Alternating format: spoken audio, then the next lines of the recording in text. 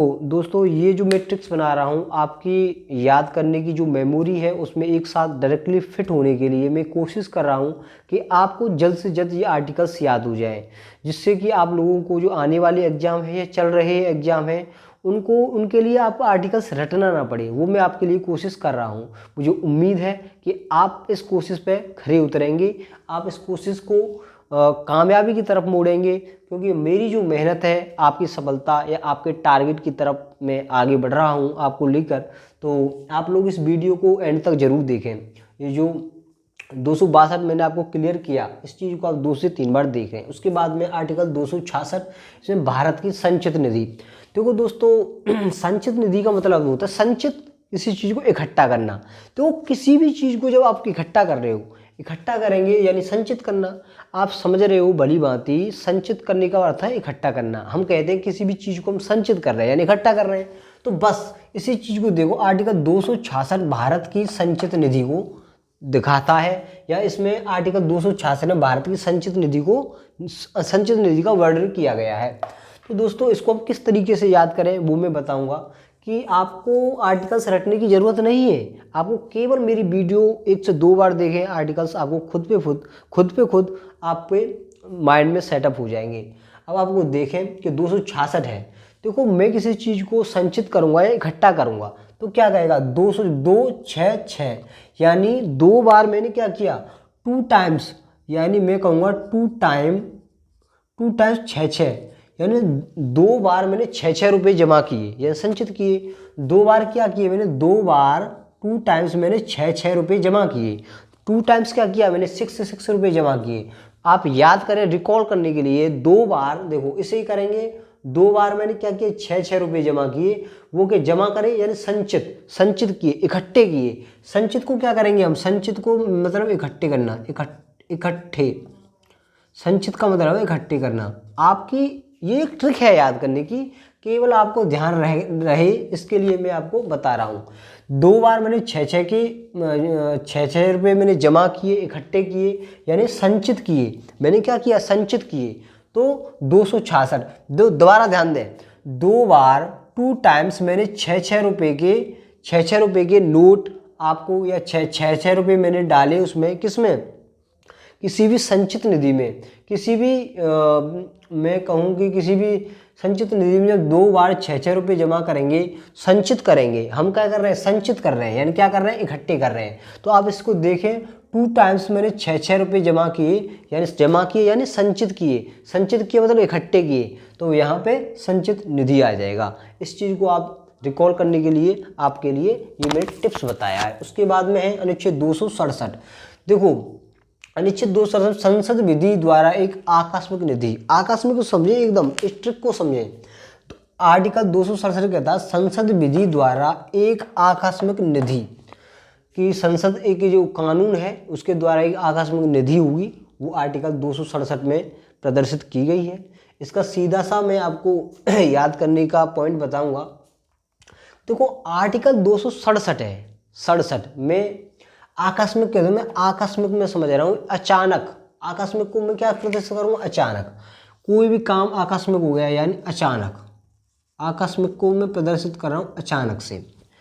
भाई कोई भी काम जब हो, आर्टिकल 267 क्या है, एक आकस्मिक निधि है। आकस्मिक निधि यानी कोई भी अचानक आकस्मिक को समझे अचानक से, कोई भी काम अचानक होता है 267 में आकस्मिक निधि यानी अचानक, आकस्मिक को समझे अचानक और निधि को निधि ही समझ लें। तो आर्टिकल 267 में क्या है, आकस्मिक निधि। आकस्मिक निधि का मतलब है अचानक। तो इस चीज़ को आप ध्यान से याद रखें। उसके बाद में है आर्टिकल 275, मोस्ट इम्पॉर्टेंट, काफ़ी बार एग्जाम में आया हुआ क्वेश्चन, एसएससी का एक बेहतरीन क्वेश्चन, या आने वाले जो एग्ज़ाम है उनके लिए बेहतरीन क्वेश्चंस है। तो सबसे पहले मैं कहूँगा आर्टिकल 275, इसमें जो वर्डन है केंद्र द्वारा राज्यों को सहायता अनुदान करना। दोस्तों इस आर्टिकल को मैं बेस्ट तरीके से किस तरीके से आपके समक्ष रखूँगा ये आप देखें। आर्टिकल 275 है, वो केंद्र द्वारा राज्यों को सहायक अनुदान करता है। आपने देखा होगा कि जो हमारी केंद्र में सरकार है और जो हमारी राज्य सरकार है उसमें क्या होता है, एक रेशियो होता है अनुदान करने का। जैसे कोई भी मैं इसको समझाने कहूँ कि भाई हमारी जो सरकार है वो 275 में इसमें आर्टिकल अनुदान करने का बात करते हैं कि 275 में केंद्र द्वारा राज्यों को सहायक अनुदान है। अब मैं गया किसी बुक सेलर के पास गया, तो भाई क्या हुआ, वो जो बुक सेलर था वो किसी भी चीज़ को क्या कर रहा था, 300 रुपये में बेच रहा था। कितने में? 300 रुपये में बेच रहा था। लेकिन मेरे पास कितने रुपए थे? मेरे पास 275 रुपये थे। कितने थे? 275 रुपये। और उसके बाद में मेरे पास 275 ये अपने थे। उसके बाद में अब मैं कह रहा था कि भाई अब मुझे जो 25 रुपये कम है वो कहाँ से आए। तो मैंने सोचा कि जो 25 रुपये हैं वो हमें केंद्र अनुदान करेगा। केंद्र, हम राज्य हैं, हमारा राज्य है, तो भाई हम पहले अनुदान कर रहे थे, लेकिन उसमें 275 रुपये तो हमारे थे, लेकिन उसको 300 रुपये देने थे। उसमें केंद्र का भी एक अनुदान होता है, एक रोल होता है, जो कि राज्यों को किसी भी अनुदान में इम्पोर्टेंस निभाता है या सहायता करता है किसी भी चीज़ में। जैसे राज्य पे पैसे किसी भी जो बड़ी बड़ी योजनाएं होती हैं उनमें पैसे कम पड़ते हैं, तो राज्य सरकार क्या होती है, केंद्र सरकार की ओर सम्मुख होती है कि भाई हम ये जो योजना है लागू कर रहे हैं, इसमें कुछ पैसे की ज़रूरत है, तो आप हमें फंड करें इस योजना के लिए। तो गवर्नमेंट अनुच्छेद आर्टिकल 275 यही कहता है कि जो राज्य सरकार को कुछ जो अनुदान देने के लिए, जो आर्टिकल 275 में अनुदान देने के लिए कहा गया है कि जिसपे जो योजना है उसके लिए फंड नहीं रहता है, यदि फंड, तो वो राज्य सरकार केंद्र सरकार की ओर जो केंद्र सरकार से कह सकती है या बोल सकते हैं कि भाई इसमें कुछ फंड कमी है जो कि जनता की भलाई के लिए है, उसे यहाँ पे अनुदान करते हैं। तो ये बस यही कह रहा है आर्टिकल। तो मैंने क्या किया, 275 की बुक ली, लेकिन हुआ क्या, वो 300 रुपये की थी, तो 25 रुपये जो कम पड़ रहे थे ये क्या किसने दिए? केंद्र सरकार ने दिए। किसने दिए बेटा? केंद्र सरकार ने। तो ये गवर्नमेंट ने दिए, केंद्र सरकार ने दिए थे, वो 25 रुपये दिए थे केंद्र सरकार ने, इसे ध्यान रखें। 275 रुपये ले गया था, उसमें 25 रुपये कम पड़ रहे थे, उसमें 25 का जो रेशियो बनाया था वो केंद्र सरकार ने मुझे पैसे दिए। तो ऐसे ऐसे ध्यान करें आप, इसे रिकॉल हो जाएगा। उसके बाद में है अनुच्छेद 280 वित्त आयोग का गठन। मोस्ट इंपॉर्टेंट है 280। देखो भाई 280 वित्त आयोग का गठन। अब पहले क्या होता था पुराने ज़माने में जो गैस सिलेंडर है, कोई ऐसा ज़माना रहा होगा भाई 280 रुपये का 250 रुपये का सिलेंडर भरता होगा। मैं आपको रिकॉल करने के लिए याद करा रहा हूँ। लेकिन आज का समय क्या है कि भाई बहुत ज़्यादा महंगा सिलेंडर हो गया है। तो आज के कंपेयर करें पहले कितने का कम, वित्त आयोग, तो अनुच्छेद 280 वित्त आयोग, तो पहले जो सिलेंडर था वो कितने का था? 280 का। अब भाई वो सिलेंडर बीत गया। भाई सिलेंडर 280 का था, तो सिलेंडर क्या हो गया? वो बीत गया। बीत गया यानी खाली हो गया। उससे हम बीत गया यानी वित्त, इससे हम कनेक्ट करते हैं वित्त आयोग। यानी जब सिलेंडर बीत गया यानी बीत गया, तो हम भाई नया लेकर आएंगे, सिलेंडर नया लेकर आएंगे। तो बस इसी से ध्यान रखें कि जो हमारा सिलेंडर था वो 280 रुपये का आया था, और वो क्या हो गया? बीत गया, यानी वित्त से बीत गया यानी खाली हो गया। तो उसे हम दोबारा भर के लाएंगे, फिर भी हम दोबारा 280 रुपये खर्च करने पड़ेंगे। तो हमें पता चलेगा पहले सिलेंडर 280 रुपये का आता था, वो बीत गया, उसे दोबारा फिर हमें 280 रुपये खर्च करने पड़ेंगे। ये आपको ध्यान रखें।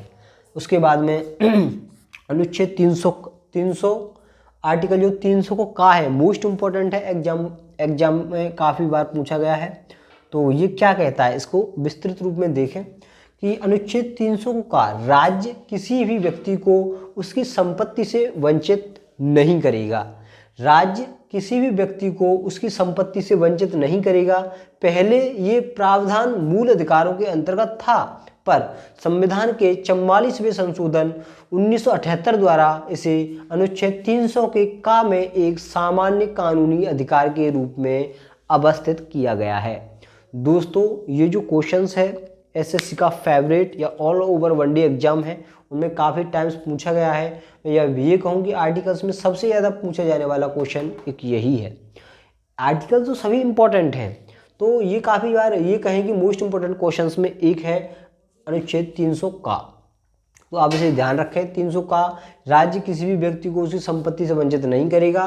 पहले ये प्रावधान मूल अधिकारों के अंतर्गत था, पर संविधान के 44वें संविधान संशोधन 1978 के द्वारा, ध्यान रखें 44वें संविधान संशोधन 1978 के द्वारा इसे अनुच्छेद 300 के काम में एक सामान्य कानूनी अधिकार के रूप में अवस्थित किया गया है। तो मोस्ट इम्पोर्टेंट है आपको ये पूछ लिया जाएगा, ये क्वेश्चन अधिकतर ये पूछा जाता है कि जो संपत्ति का अधिकार है वो किस संविधान संशोधन के द्वारा इसे अनुच्छेद 300 काम में रखा गया है। तो हम कहेंगे 44वें संविधान संशोधन 1978 के द्वारा इसे अनुच्छेद 300 के काम में एक सामान्य कानूनी अधिकार के रूप में अवस्थित किया गया है। आप इसे इम्पोर्टेंट ध्यान रखें। उसके बाद में अनुच्छेद 315 लोक सेवा आयोग का गठन मोस्ट इम्पोर्टेंट है। देखो आर्टिकल 315 में क्या, लोक सेवा आयोग का गठन। आप इसे किस तरीके से याद कर सकते हैं, देखो 315 आपने सुना हुआ कि 315 इसे काफ़ी जो अंक है ना, ये 315 काफ़ी मोस्ट इम्पोर्टेंट अंक है। 315 यानी 315 ये लोक सेवा आयोग का गठन है। तो इसे कैसे याद करें, इसकी हम टिप्स बताएं। तो आर्टिकल 315, तो 315 लोक सेवा आयोग का गठन। 315 में क्या, लोक सेवा आयोग का गठन। लोक, दो बार याद करें, 2 से 3 बार आप मन ही मन में बोले, लोक सेवा आयोग का गठन। यानी देखो लोक सेवा यानी लोगों की सेवा, ठीक है, लोक सेवा यानी लोगों की सेवा। तो 315 रुपये जमा करने पर हमें लोगों की सेवा करने का एक मौका मिलता है। तो आप ये कहें लोक सेवा यानी आप समझ रहे होंगे यूपीपीसीएस, यूपीएससी।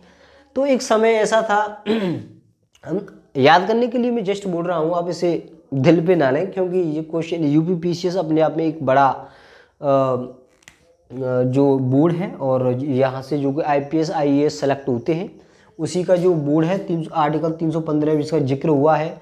जो आपके जो आईएएस हैं ऑल ओवर इंडिया लेवल पे, और जो आईपीएस अधिकारी हैं वो लोक सेवा आयोग के द्वारा ही उन्हें चयनित किया जाता है, ये आपको भली भांति पता हुआ। तो आर्टिकल 315 एक ऐसा इम्पोर्टेंट आर्टिकल है जिससे हमारे जो प्रशासन क्षेत्र में लोक सेवा आयोग का गठन है, और जो आईएएस आईपीएस हैं वो यहीं से इसी आयोग के द्वारा उनका एग्जाम्स क्लियर कराया जाता है, या ये मैं ये कहूँगी जो पेपर जो कराते हैं वो लोक सेवा आयोग ही उन्हें कराता है। तो आर्टिकल 315 यदि आपको आईएएस आईपीएस बनना है तो आर्टिकल 315 आपको क्वालिफाई करना पड़ेगा, या लोक सेवा आयोग का जो पेपर है वो क्वालिफाई करना पड़ेगा। तो आईएएस आईपीएस का जो आयोग है वो 315 है, या ये इस ट्रिक को याद रखें कि 315 में जब आईपीएस तब बनेंगे वह आर्टिकल 315 याद होगा। आईपीएस आईएएस तब बनेंगे जब आपको आर्टिकल 315 याद होगा, इसे ध्यान रखें। उसके बाद में आर्टिकल 324 चुनाव आयोग से संबंधित है, इसे डायरेक्टली याद रखें। 24 देखो आर्टिकल 324 लिखेंगे इसे, 24 और 24 से चुनाव, 4 से 24, 4 से चुनाव, इसे ध्यान रखें। 24 देखो आर्टिकल 324 यहाँ से याद रखें, 24 लिख रहा है और ये चुनाव लिख रहा है। 24 4 से स्टार्ट है, ये भी चुनाव 4 से स्टार्ट है। आर्टिकल 324 चुनाव आयोग से संबंधित ध्यान रखें। देखो 24 चुनाव आयोग, 24 चुनाव आयोग, 24 चुनाव आयोग, तो इसे ध्यान रखें आप। 2 से 3 बार देखें, आपको क्लियर हो जाएगा। अनुच्छेद 343 मोस्ट इंपॉर्टेंट है, संघ की भाषा देवनागरी लिपि में लिखी गई हिंदी होगी। इसमें क्या कहा है, आर्टिकल 343 मोस्ट इंपॉर्टेंट है, काफ़ी बार पूछा भी गया है, तो इसको आप भली भांति ध्यान रखें। आर्टिकल 343 संघ की जो भाषा है वो देवनागरी लिपि में लिखी गई हिंदी होगी। हमारी जो केंद्र सरकार की जो भाषा है, जो संघ की भाषा देवनागरी लिपि में लिखी गई हिंदी होगी। आर्टिकल 343 डायरेक्ट पूछा जाएगा कि आर्टिकल 343 संबंधित है, तो हमारी जो संघ जो राजभाषा है, हमारी जो राजभाषा है वो हिंदी होगी। डायरेक्ट याद रखें, 343 में राजभाषा हिंदी होगी, 343 में राजभाषा हिंदी होगी। आप 2 से 3 बार रिपीट करें, आपको बिल्कुल कंप्लीट हो जाएगा। उसके बाद में अनुच्छेद 352 राष्ट्रपति द्वारा आपात की स्थिति घोषणा करना। आर्टिकल 352 देखो आर्टिकल 352, राष्ट्रपति द्वारा आपातकालीन जो स्थिति है उनकी घोषणा करते हैं। आपातकालीन घोषणा कब होती है? 352 में, आर्टिकल 352। यानी एक ये समझ लें, आर्टिकल 352 आया, देखो 52, आर्टिकल 352 में आपात यानी आफत आ जाती है। आर्टिकल 352 में क्या, एकदम आफत आ जाती है व्यक्ति को, ये क्या हो गया, आपातकाल लग जाता है, इमरजेंसी लग जाती है, अरे ये क्या हो गया। आर्टिकल 352 में आपात यानी आफत आ जाती है व्यक्ति की, इमरजेंसी लग जाती है। जब आफत आ जाती है व्यक्ति की, अरे ये क्या हो गया, इमरजेंसी लग गई, तो व्यक्ति इधर उधर नहीं निकल पाता है घर से। तो 352 में, आर्टिकल 352 लगते ही क्या है, आपातकाल हो जाता है, इमरजेंसी लग जाती है, तो क्या है, आफत आ जाती है इंसान की, क्या आ जाती है, आफत आ जाती है, कुछ काम नहीं कर सकता, घर से बाहर नहीं जा सकता, बहुत सारी जो रुकावटें हो जाती हैं। तो आपात 352 में क्या होती है, आफत आ जाती है। 352 आर्टिकल 352 में क्या होती है, 352 में क्या होती है, आफत आ जाती है, तो आपातकाल यानी इमरजेंसी। उसके बाद 356 है राष्ट्रपति शासन लागू, 356 में राष्ट्रपति शासन लागू। तो आप इसे ध्यान से 1 या 2 बार इस वीडियो को ज़रूर देखें दोस्तों, जिससे कि आपके जो हमारा मिशन आर्टिकल है, जो कि मिशन आर्टिकल आपके समक्ष जो चल रहा है, उस पिछले 3-4 दिन से लगातार मैं इसका मिशन आर्टिकल को लगातार आपके समक्ष रख रहा हूँ। और हमारा जो मिशन आर्टिकल है तभी सफल होगा जब आपके लिए जितने भी आर्टिकल्स मैंने बताए हैं वो आपको याद हो जाएं, और जो आने वाले एग्ज़ाम हैं उनमें आप सफल हों। और आर्टिकल्स का तो आपको क्वेश्चन छोड़ना ही नहीं है, क्योंकि मैंने जितने भी मेन आर्टिकल हैं आपके समक्ष रखे हैं। तो मुझे उम्मीद है कि आपको हमारी जो वीडियो है काफ़ी इम्पोर्टेंस होगी, और आपके लिए आने वाले एग्ज़ाम्स के लिए काफ़ी महत्वपूर्ण होगी। यदि महत्वपूर्ण हो तो उसे लाइक, कमेंट और सब्सक्राइब जरूर करें। धन्यवाद।